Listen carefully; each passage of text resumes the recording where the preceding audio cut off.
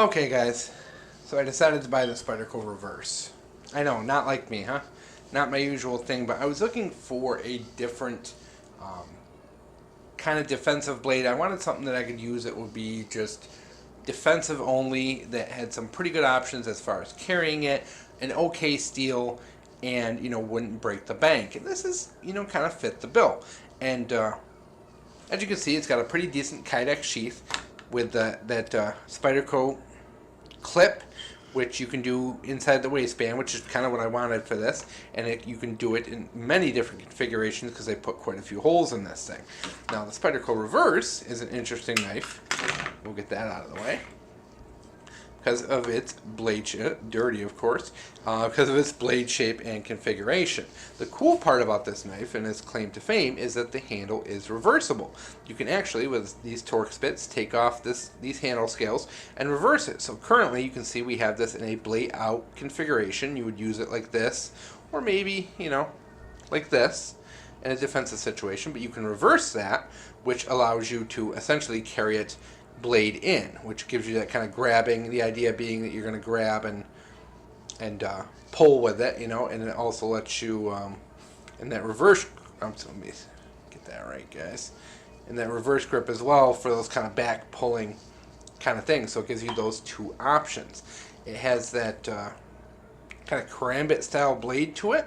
It's made of Carpenter BD1 steel, which is like a hair above 440C.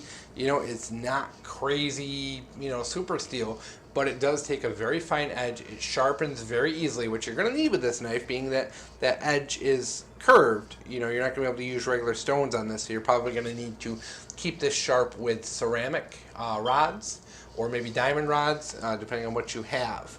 It came very sharp out of the box. It will shave hair. It is a very thin profile, guys. Look how thin that blade is, how thin that tip gets down to. The handle's nice and thin, flat scales, good grip on this G10, lightly textured, you know. Woo! You know, really enjoy this. I think it's like a 3/4 tang. I think it's like tang down to there. I can't remember. I flipped it around as soon as I got it, but I haven't messed with it since. So, alright guys, I got this thing, like I said, because I wanted a pure defensive knife, something that I could carry in the waistband, but also be very secure. You know, I'm often tired of kind of having knives and trying to inside the waistband, and they catch on a seatbelt and go bing, and go flinging out somewhere, or drop out of my, you know, my belt, or constantly be having to adjust it.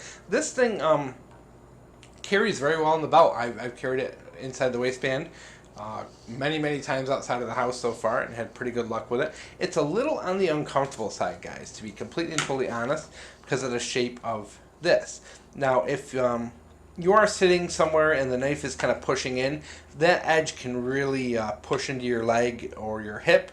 So I would definitely, you know, like, you know, if I were making this, I would round out that so you don't have that kind of edge there that you can push down on. I would round that completely out and make it a little bit little more circular, so it doesn't bite into the leg so much, because that is one thing I found is like being cramped into a car or something like that.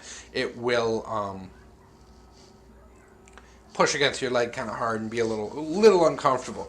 And the key to carrying something every day is for it to be really comfortable. So that is, you know, one of the things. Grip and ergonomics, I think, are fantastic. This thing, you know, very good thumb ramp. You can also choke up on it very well. So very nice there. Locks into the hand very well. At least my hand fits very good with this.